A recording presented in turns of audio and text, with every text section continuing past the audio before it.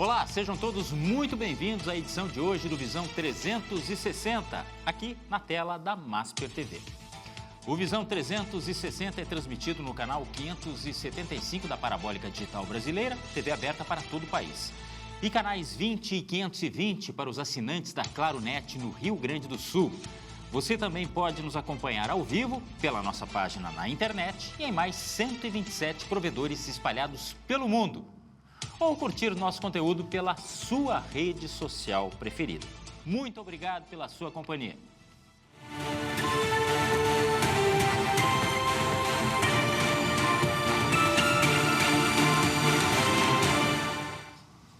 O Visão 360 discute hoje os impactos da inteligência artificial na liderança, na inovação e nas decisões estratégicas das organizações.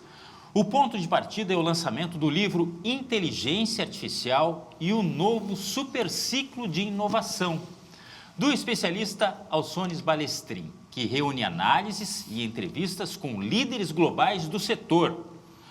Como a inteligência artificial está redefinindo modelos de negócio, governança e competitividade? Quais as competências necessárias para liderar em um cenário de transformação tecnológica acelerada? Para analisarmos este novo momento da inovação e os desafios das organizações, o Visão 360 recebe Alçones Balestrin. Muito obrigado pela sua presença, seja bem-vindo. Olá, Glauco, um prazer enorme estar aqui. Realmente é um tema que nos empolga muito, né? Falar de inteligência artificial, dos avanços, né? Que essa tecnologia vem trazendo tanto para as áreas de negócios como para as organizações, saúde, educação, agronegócios, enfim, o tema é vasto. E é um entrevistado para lá de credenciado, estamos falando do ex-secretário de Inovação, Ciência e Tecnologia do Rio Grande do Sul, e esta é a obra em questão, tá? Em seguida vamos dissertar um pouco mais, ou bastante, sobre esta obra aqui e sobre o assunto que está em voga, inteligência artificial. Vem aí as notícias do Momento 360.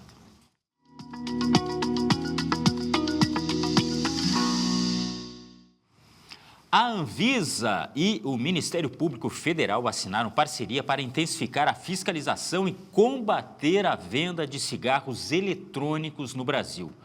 O objetivo é garantir o cumprimento da resolução que proíbe este produto em todo o país.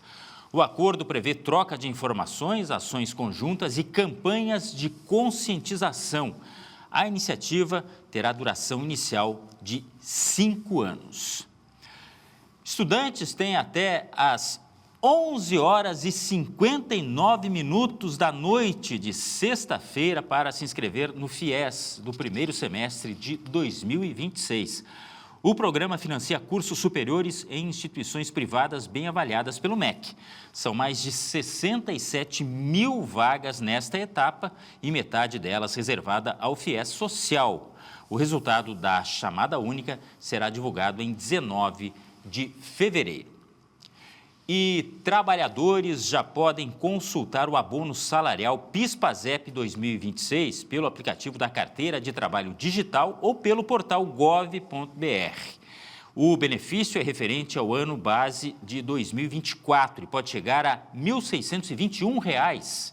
O primeiro pagamento começa em 16 de fevereiro para nascidos em janeiro. No total, os repasses somam 32 bilhões e 300 milhões de reais. Vamos ao intervalo. Em seguida, voltamos falando sobre inteligência artificial, mais especificamente sobre esta obra aqui. Inteligência artificial e o novo superciclo de inovação. É rapidinho e a gente já volta.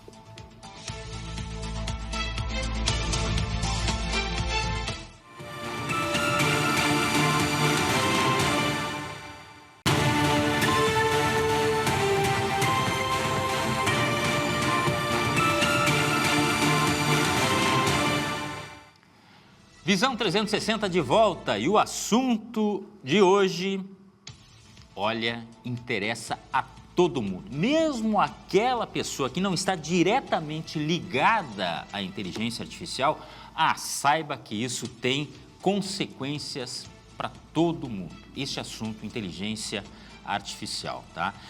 Mais especificamente, impactos da inteligência artificial na liderança, na inovação e nas decisões estratégicas das organizações. Algo que está muito bem focado neste livro de Alçones Balestrin, Inteligência Artificial e o novo superciclo de inovação. É esta obra aqui. O Alçones, que é ex-secretário de Inovação, Ciência e Tecnologia do Rio Grande do Sul, mais uma vez, muito obrigado pela sua participação. Do que se trata exatamente esta obra aqui? Glauco, sabe que nós somos de uma geração que tivemos o privilégio de acompanhar o advento da internet. Eu lembro exatamente, 1995, a primeira vez que eu acessei a internet, e foi algo incrível, né? A gente estava diante de algo que ia transformar totalmente a forma como se faz comunicação, como se faz negócios, como as pessoas interagem, as redes sociais, como as pessoas compram, como as pessoas consomem música, filme, né?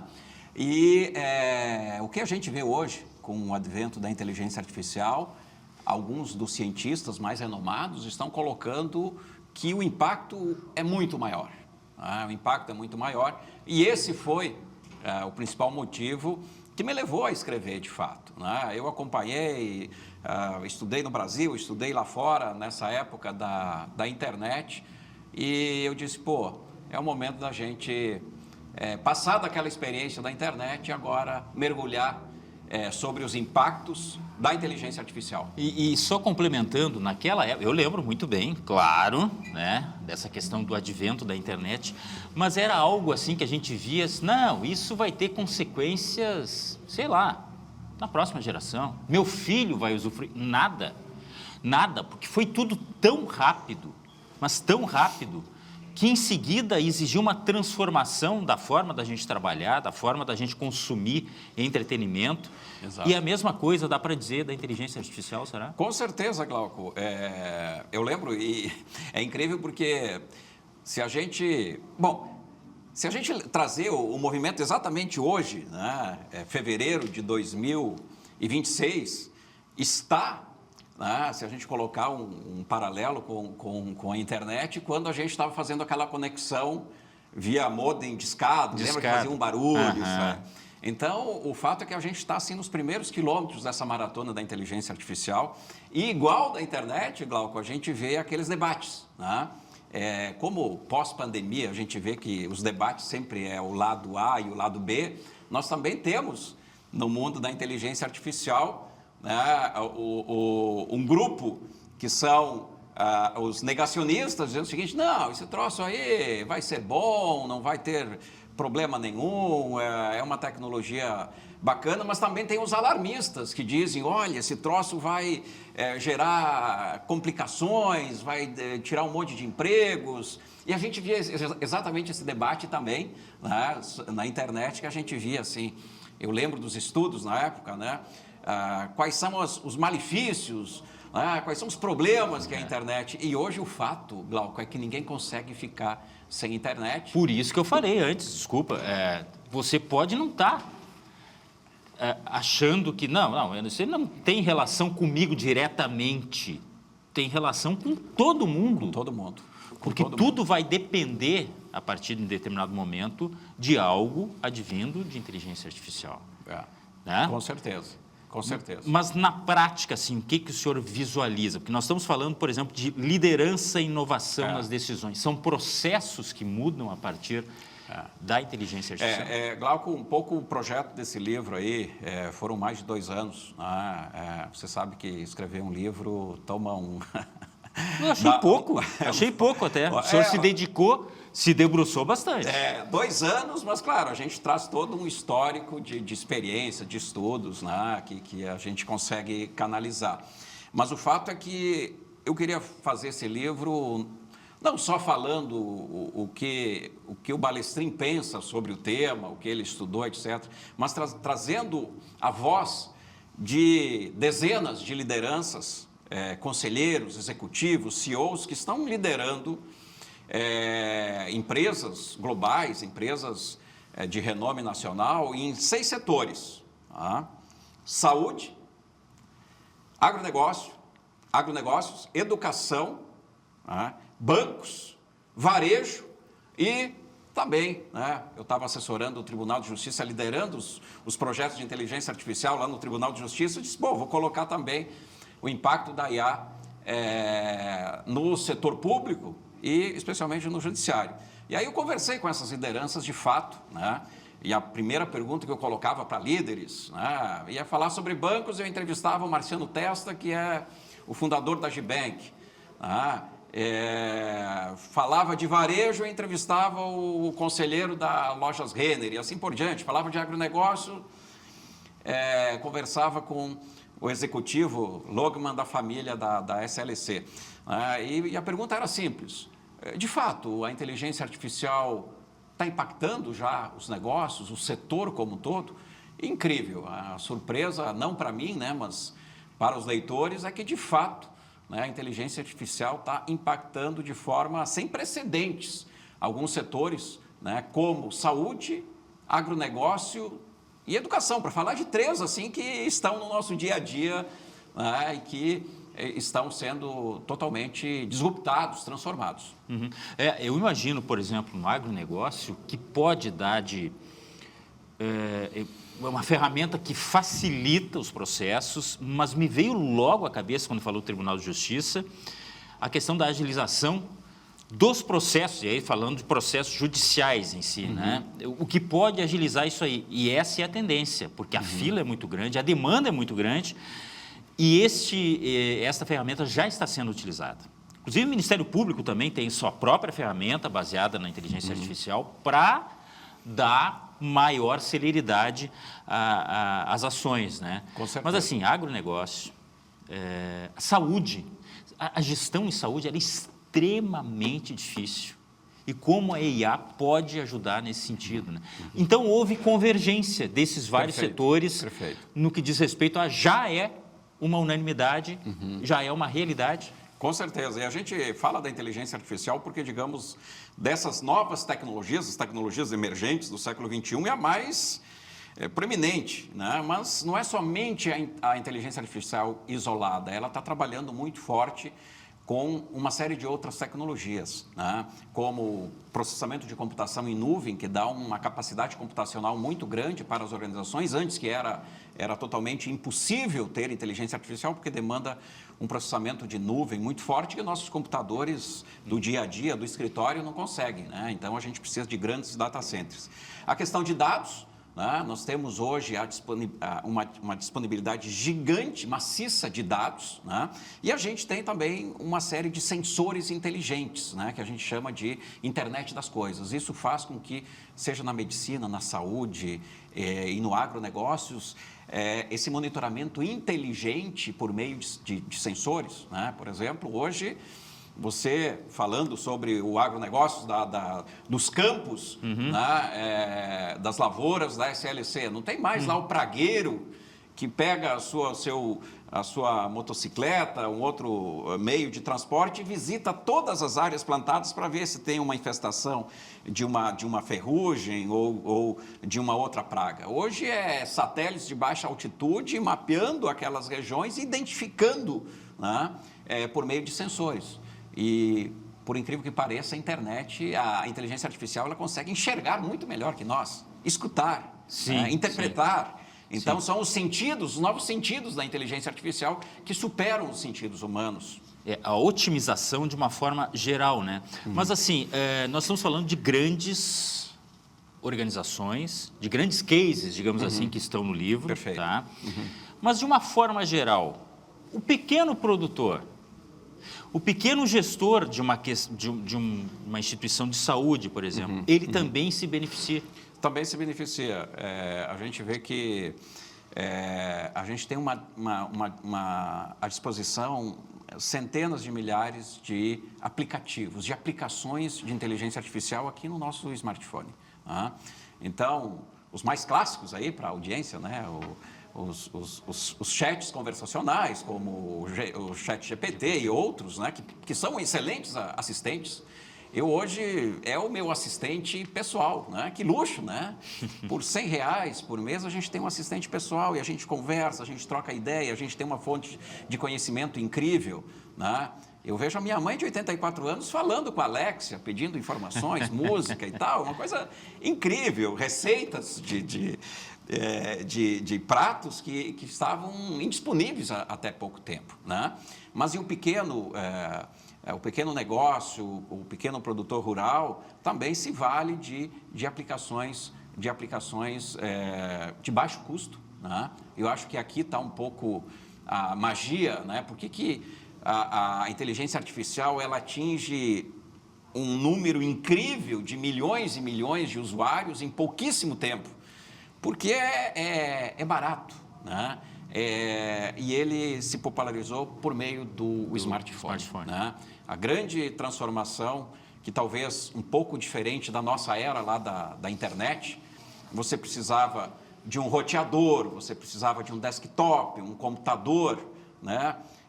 Veja, o iPhone surgiu em 2008. A vida hoje é portátil, né? A vida hoje está aqui, né? Nós temos mais de 200 milhões de smartphone no Brasil.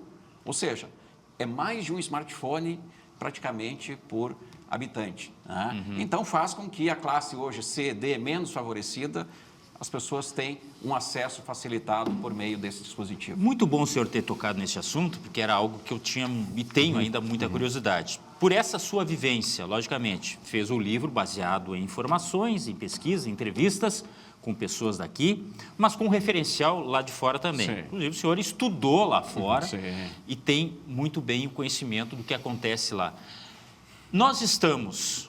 Enquanto lá fora está assim, nós estamos aqui, nós estamos muito embaixo, quer dizer, acima não vou botar, mas enfim. Nós estamos muito longe daquilo que a gente vê lá fora, não? Olha, Glauco, é uma excelente questão. Na verdade, o que é um debate de políticas públicas, de estratégia de nação, né? Eu tive agora, recentemente, em novembro, em Orlando, que é o simpósio do Gartner, que é uma empresa de tecnologia. Hoje é um dos maiores simpósios que tem de tecnologia e inovação. E lá a gente tinha pessoas de todos os lugares do mundo fazendo esse debate muito forte. E para te resumir a resposta, mais ou menos, que é complexa, nós tivemos mais de 1,5 trilhões de dólares nos últimos 2 anos investidos no desenvolvimento de tecnologias. Tá? Então, temos tecnologias. As tecnologias estão à disposição no Brasil, nos Estados Unidos, em qualquer lugar. Tá? Por outro lado, as nações investiram uma fração muito pequena disso em aquilo que a gente chama de letramento de inteligência artificial, de formação de pessoas, né? Então, esse é o grande distanciamento, né? Qual é o programa que nós temos no Brasil hoje de desenvolver capacidade humana, a gente chama de prontidão humana, para usar essa tecnologia da melhor maneira possível, né? Para extrair tudo que essa tecnologia tem para dar. Então, eu vejo que talvez aqui a gente possa ter um gap que é relacionado um pouco com as mazelas do Brasil, né? Da educação, da formação. Então, talvez a gente ter um pequeno gargalo. Por outro lado, nós nunca tivemos tão próximos, mesmo como um país emergente, de modernas tecnologias como nós estamos hoje. Então, o Brasil é um dos maiores usuários de ChatGPT, por exemplo. Não, ao ponto de nós termos assim, polos tecnológicos, mas, ao mesmo tempo, eu acho que é mais ou menos por aí que o senhor encaminhou a resposta anterior, nós somos pessoas que dizem o seguinte: não, a inteligência artificial é muito bem-vinda, mas só não sei como. Eu não sei como usar, eu não sei o que é exatamente. Exato. Me parece que é isso. Exatamente isso, Glauco. O que precisa ser feito, e a gente vê... eu liderei um projeto com outros colegas, né? O projeto da plataforma Gaia, lá do Tribunal de Justiça, que envolveu o lançamento em junho passado de 8 agentes de inteligência artificial. Nós conseguimos as melhores ferramentas com Google, AWS, Microsoft. Isso a gente adquire, né? O maior desafio no Tribunal de Justiça, por exemplo, que tem lá seus 14 mil servidores, é como você faz o letramento digital, o letramento de IA, como é que você capacita e massifica para que todas as pessoas fiquem aptas a usar e tirar o melhor dessa ferramenta. Por quê? A gente fala muito também dos problemas. A ferramenta ela pode ter problemas éticos, ela pode alucinar, ela pode trazer uma fake news, mas esses problemas são mais potencializados quanto maior, entre aspas, o desconhecimento do usuário que está utilizando aquela tecnologia. Porque, em última instância, é um ser humano que vai fazer o uso daquilo. Ele tem que saber como utilizar também. A exemplo do que a gente estava conversando antes, né? Surgiu o carro para uma finalidade. O ser humano, às vezes, ele faz o uso indevido daquilo e acaba se tornando um mal. Assim a internet, assim a inteligência artificial, né? A inteligência artificial, e até num jornal de grande circulação aqui na região, eu há uns 3, 4 meses escrevi um artigo, o título era assim: a culpa não é da inteligência artificial, né? Porque o debate veio, nossa, como essa inteligência artificial, ela já é culpada de uma série de coisas. E eu disse, olha, na verdade é apenas na evolução tecnológica da humanidade, é apenas a última engenhosidade humana em termos de tecnologia, mas como todas as outras tecnologias, ela pode ser usada para o bem ou pode ser usada para o mal, né? Depende de quem vai utilizar essa tecnologia. Há poucos dias aqui eu citei o exemplo de algo que para mim foi impactante, digamos assim, foi bem impactante, que é a Amazon fazendo entrega nos Estados Unidos com o uso de drones, né?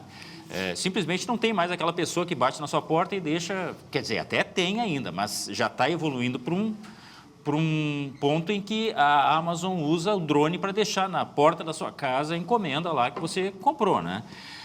Mas trazendo assim, para o nosso lado, enquanto o drone não está aqui, não está fazendo isso, ou pelo menos eu acho que não ainda, por exemplo, o Tribunal de Justiça, por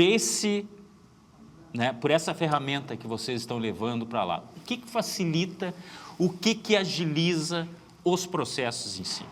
Glauco, é uma ferramenta incrível, porque se a gente pegar a inteligência artificial, ela nasceu na década de 50, por um matemático britânico chamado Alan Turing, né?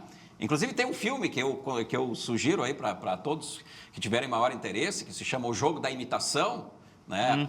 Onde vou anotar aqui, porque o jogo da imitação, ele traz exatamente a vida e obra desse matemático britânico, né? Que foi um dos precursores, né? do próprio computador. Ele trabalhava num conceito de máquina universal naquela época, e Turing foi o primeiro a desenvolver um conceito, né, de inteligência artificial, que as máquinas poderiam ser inteligentes, né? Inclusive, depois, conceitualmente, ele desenvolveu o teste de Turing, que o teste de Turing nada mais é do que você coloca a pessoa e uma máquina, e para saber se a máquina é mais inteligente do ser humano, a máquina deveria ter uma performance tão melhor quanto o ser humano, e você tinha um juiz que avaliaria isso, né? Conceitualmente, foi pensado há mais de 70 anos, e talvez agora, na prática, há pouco tempo agora, com a inteligência artificial, de fato, né? Então, a inteligência artificial tem uma trajetória de quase 70 anos de pesquisas, estudos, né? Mas, de fato, foi em novembro de 2022, né? Novembro de 2022, que, de fato, foi lançado o ChatGPT, que é uma nova possibilidade dessa inteligência artificial que se chama generativa, que ela trabalha basicamente linguagem. Então, ela trabalha texto, ela trabalha imagem, ela trabalha áudio, todas as formas de linguagem. Então, a inteligência artificial generativa, ela trabalha linguagem. Então, aquelas profissões que o objeto de trabalho é uma forma de linguagem, como no judiciário, por exemplo, textos, processos, isso é um playground para a inteligência artificial generativa. Então, os agentes, né, por exemplo, o GAI Assistente, que foi um dos melhores, foi um processo de 8 meses que desenvolvemos, a equipe do Tribunal de Justiça com a equipe da AWS, da Amazon AWS, foi um projeto hoje, modéstia à parte, eu posso dizer que é uma das ferramentas de inteligência artificial mais disruptiva no judiciário brasileiro, está sendo adotado pelo Tribunal de São Paulo e outros tribunais do Brasil. Ela analisa um contexto de um processo, pode ter 2.000, 3.000 páginas, e em alguns poucos minutos traz uma base de resumo, de relatório, e chegando até uma base de minuta de decisão, que obviamente a responsabilidade é do magistrado de ler. Por isso que eu disse, tem um ser humano, tem um ser humano por trás disso tudo. Ela traz um rascunho, como se fosse um assessor de um magistrado. Olha, magistrado, está aqui todo a análise que foi feita segundo a legislação em vigor, a jurisprudência, etc., e traz. Inclusive, a gente pode treinar de acordo com o histórico de sentenças e estilo de julgamento daquele magistrado. Então, isso é algo incrível, né? E está sendo utilizado de maneira muito forte aqui no Judiciário Gaúcho do Rio Grande do Sul. E eu acho esse um exemplo muito bom, e trago de novo aquilo que eu falei antes, o Ministério Público também tem, porque você pega um processo, que nem disse o senhor, 2.000, 3.000 páginas. Né? Humanamente, aquilo exige muito tempo para se analisar, mesmo que seja algo recorrente, uma ação de algo que seja até, de certa forma, rotineira. Mas cada caso é um caso. Cada caso é um caso. E aí, a inteligência artificial vai dar um embasamento, ela já dá um encaminhamento, e isso significa agilidade. Isso é algo que, às vezes, ou muitas vezes, não se mede financeiramente. É uma questão de qualidade, inclusive, dos próprios funcionários. E das pessoas que esperam por uma decisão. Exatamente. Você tira aquele trabalho mais manual, de rotina, né? Tu liberta as pessoas, os servidores, as pessoas, os trabalhadores dessas atividades mais rotineiras, e tu dá a possibilidade de ela trabalhar de maneira mais intelectual naquele processo, gerando mais valor. Né? A grosso modo, eu lembrei de um exemplo do rapaz que leva o carro no mecânico. Né? Antigamente, o mecânico levantava o carro, fazia toda aquela avaliação, não, o que tem aqui? Olha, está dando barulho ali, o cara ia... Agora tem o scanner. O scanner, o cara passa o carro no scanner, claro que não tira a mão humana do processo, mas o scanner já te dá uma luz, já te encaminha. Olha, pode ser isso aqui, e aí a mão humana vai e complementa. Que é trabalho conjunto. É trabalho conjunto. E aí tem vários, setor automotivo, da inteligência artificial, a saúde. O que, por exemplo, a saúde pode melhorar num processo como esse aqui, de uso da inteligência artificial?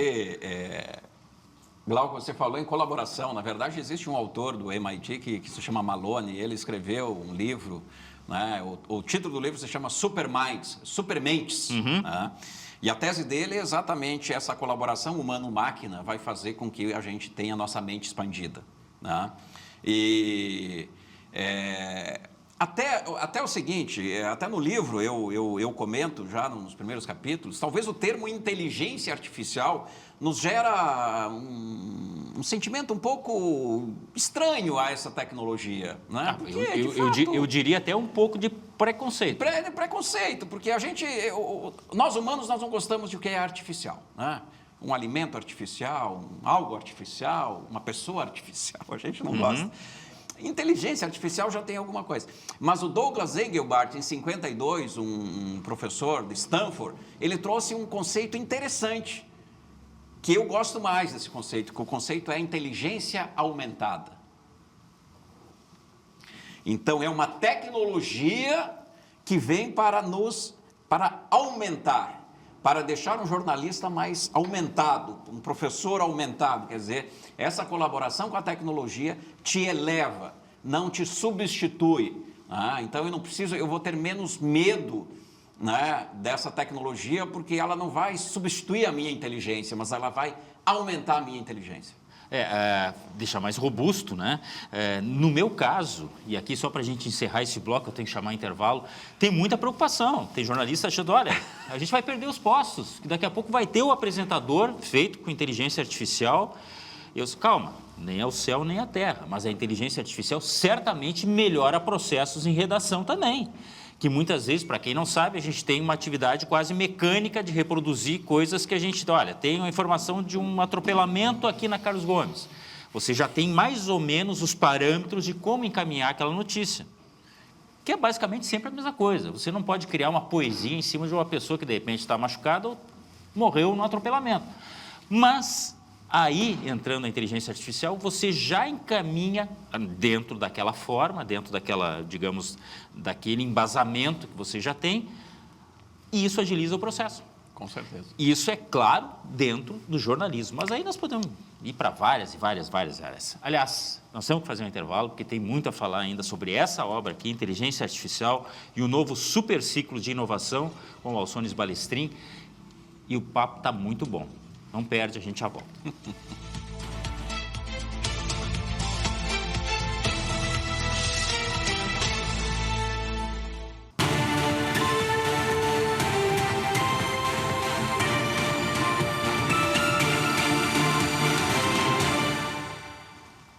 Visão 360 de volta, abordando muito do que está nesta obra aqui. Inteligência Artificial e o novo superciclo de inovação. Um guia para liderar estratégias que transformam negócios e a sociedade. E a partir disso, eu quero perguntar para o nosso convidado, Alçones Balestrin, autor dessa obra, ex-secretário de Inovação, Ciência e Tecnologia do Rio Grande do Sul, como é que funciona essa questão de ser um guia para liderar estratégias? Quer dizer, traz informação e traz uma condução de como seguir?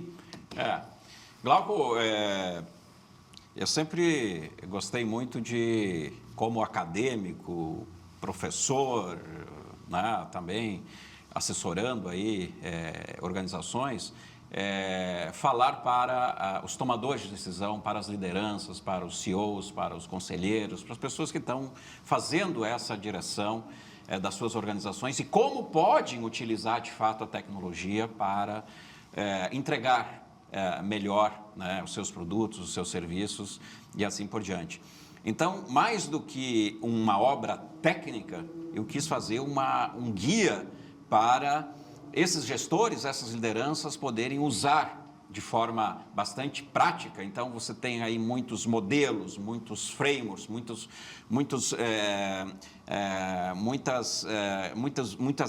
dicas práticas, né, de como, de fato, você pode aplicar isso dentro das organizações. Como você conduz... O grande problema hoje na inteligência artificial é como traduzir um desejo, uma ideia, em um projeto que tem impacto e resultado real. Para isso, você tem metodologia de gestão de projetos de inteligência artificial. Como você cria os comitês de gestão de governança e de ética dentro das organizações. Porque as organizações elas têm uma ferramenta poderosíssima, mas elas também são responsabilizadas, se acaso a inteligência artificial cometer algum tipo de dano, né, para os seus usuários ou para a sociedade de maneira geral. Então, como uma organização, uma empresa pode aplicar essa tecnologia tão poderosa de maneira responsável, ética e segura?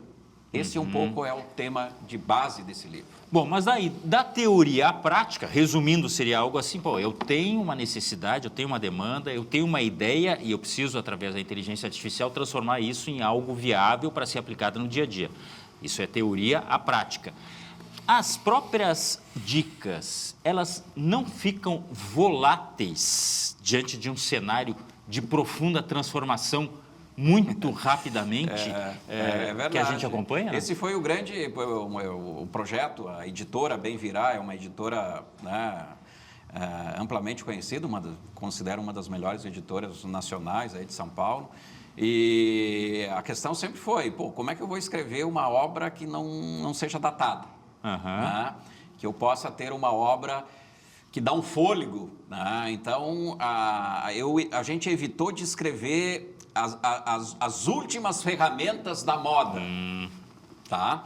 E mesmo assim tem um QR Code aí já na apresentação do livro que a gente vai colocar atualizações lá dentro para acessar com o celular. Ótimo. Para não ficar Quer dizer, está inserido já na nova realidade. Está inserido na nova realidade. Né? Então eu já estou atualizando lá. Mas então dá para dizer que são conceitos, e esses são permanentes, ou deveriam ser mais constantes, para a linha condutória. Para a linha condutória geral, por exemplo, nós viemos numa grande evolução da tecnologia de inteligência artificial, passamos do aprendizado de máquina, daquelas... Né, a gente já usa inteligência artificial no dia a dia há mais de 10 anos. Né? Quando a gente ligava o Waze no carro, ele já tem dispositivos de inteligência artificial. Quando a gente faz uma busca no Google ou numa outra ferramenta, a gente vê que aquele troço começa a seguir a gente, né?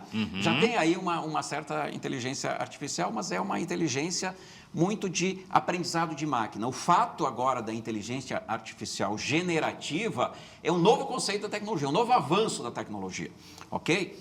E aí, no final do livro eu coloco algumas tendências, já tem uma nova tendência que a gente está chamando de inteligência artificial agêntica, de agentes inteligentes. Não mais eu vou pedir para o ChatGPT gerar um texto, uma foto, um vídeo, mas eu vou pedir para um agente de inteligência artificial, olha, eu estou chegando em casa hoje às 8 da noite, eu quero que você me entregue às 8h10 uma pizza, né, de calabresa, 0 lactose, encontre aí e faça a compra, está aqui minhas autorizações, esse agente vai comprar, esse agente vai tomar decisões num contexto de salvaguardas que eu vou colocar, mas ele vai começar a tomar decisões e executar.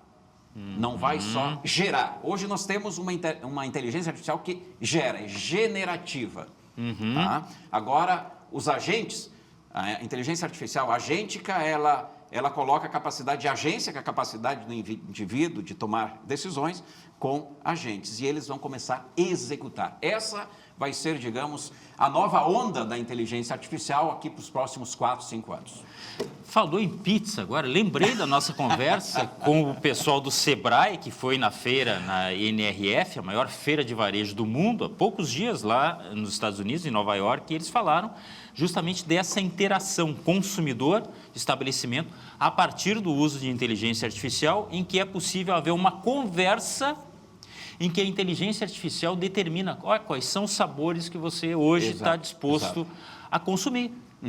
Sim, no estabelecimento comercial, isso já é realidade. Perfeito. Claro que estamos falando Nova York, mas daqui a pouco, pela evolução, pelo andar da carruagem, que hoje nem é carruagem mais, hoje é pelo andar do avião, daqui a pouco já chega aqui com muito mais celeridade. Glauco, tem uma aplicação do GPT, do ChatGPT, agora que se chama Atlas GPT, que ele já consegue fazer microações. Pode testar em casa lá e ChatGPT Pro, né? O Atlas, ele vai já começar, ele está ainda engatinhando nessa questão de microagentes tomando decisões. Peça para comprar uma pizza, depois me dá o feedback se ele acertou. Que coisa, assim... É um pouco assustador, porque a gente é um tanto refratário, os mais velhos principalmente, tá? Mas é inevitável. Agora, nós estávamos falando da questão da saúde, por exemplo. O que é inteligência artificial, que as novas tecnologias dentro deste assunto podem trazer de melhoria? Glauco, é interessante porque a gente tem, nos 6 setores que eu falei, saúde, educação, agronegócio, governo, bancos, varejo, eu coloquei um capítulo para cada um desses setores e aprofundei. E um foi saúde. Eu tinha exatamente muita curiosidade de saber como a medicina está lidando com a inteligência artificial. Porque existe também sempre, né, toda tecnologia tem suas luzes e suas sombras, mas de fato a expectativa de vida ela vem sendo potencializada, comparando com os nossos avós, com os nossos bisavós, em função da tecnologia. Tá?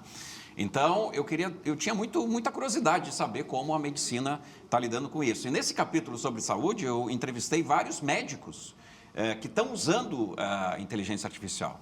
Um é o Dr. Botelho, né, presidente da Fundação Adib Jatene, um cardiologista, um dos maiores especialistas em inteligência artificial, tem relação com Stanford, Estados Unidos, E a conversa com ele foi incrível. O professor Botelho disse: Balestrin, tudo que você conhece sobre medicina, esquece. Agora é uma nova medicina com a inteligência artificial. Por exemplo, o conceito de sair do leito, o cuidado, sair do leito e ir para o pulso. Eu tenho um smartwatch aqui, um relógio que está monitorando os meus batimentos cardíacos e uma série de questões aqui. Então, cada vez nós vamos ter mais dispositivos conectados e nós vamos estar monitorando constantemente a nossa saúde. Então, esse conceito de sair do leito e cuidado e vir para o pulso ou para qualquer outro tipo de dispositivo. E, sem dúvida nenhuma, também uma outra vertente muito forte na área da saúde é a descoberta de novos fármacos. Existem aí algumas previsões que esse ano 2026, 30% dos novos fármacos serão descobertos por meio do uso de inteligência artificial generativa. Esse é um dado aí, uma previsão do Instituto Gartner, por exemplo.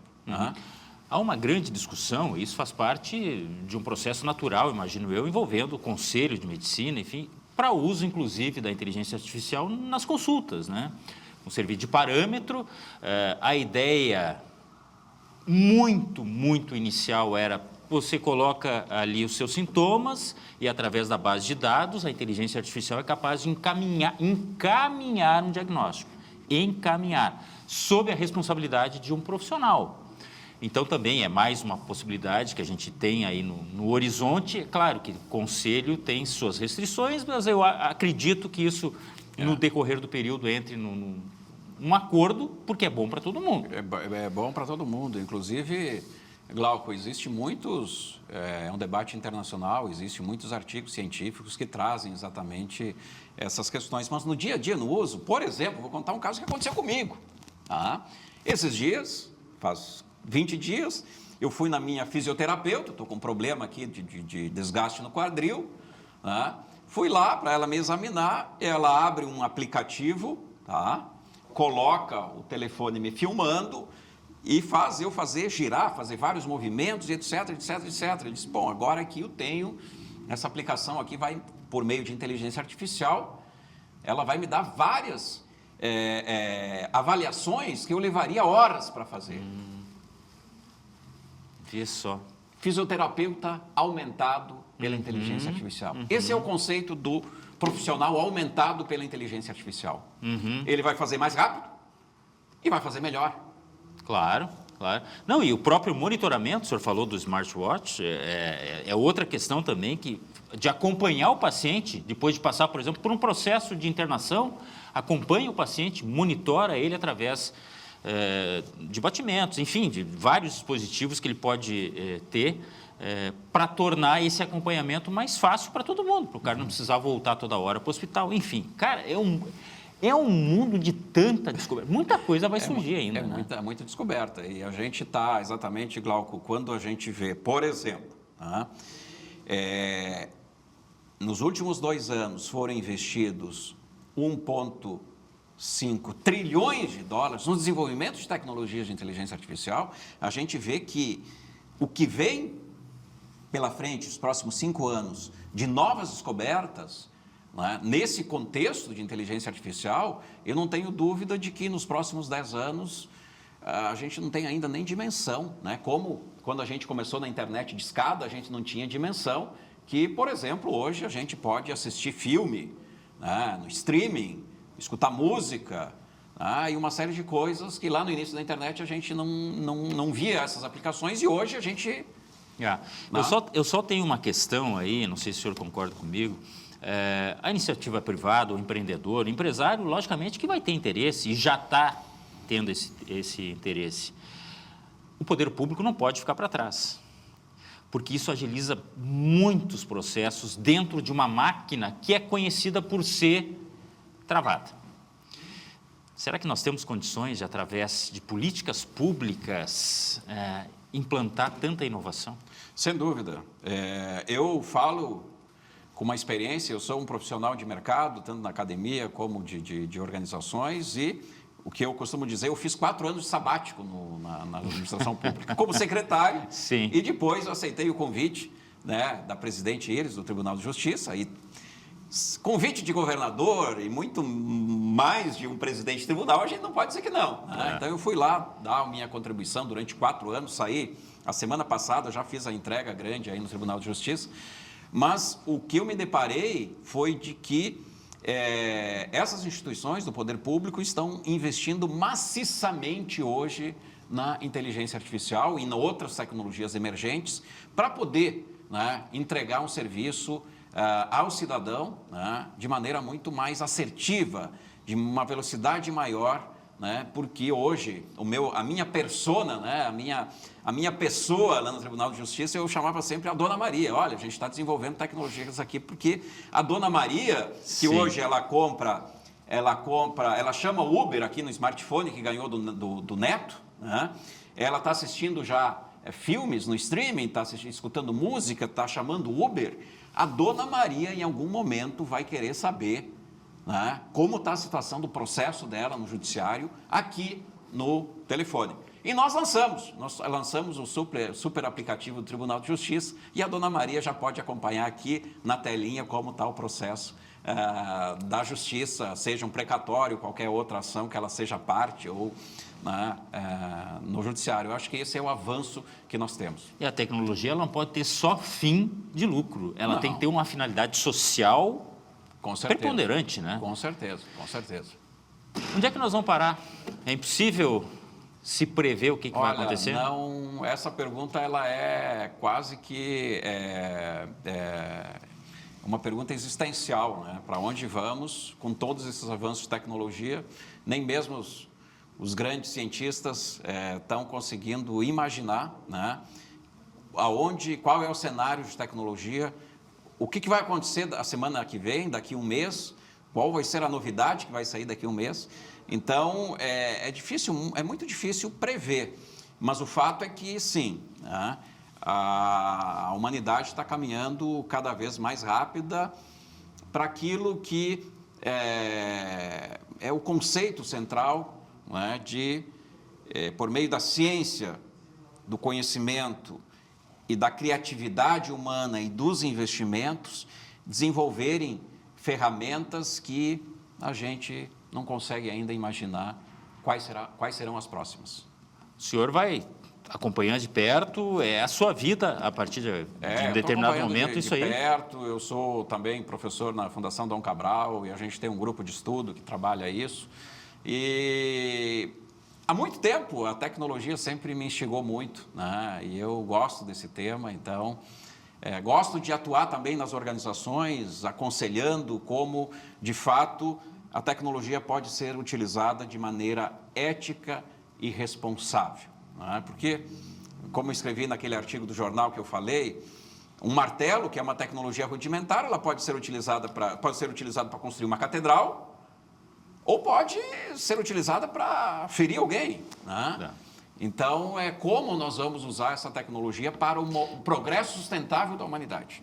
Uma certa regulação é necessária. Perfeito, né? Por com exemplo, certeza. existe uma questão jurídica, né? Existem as instituições dizendo que você não pode usar o martelo, né, para matar alguém ou para agredir.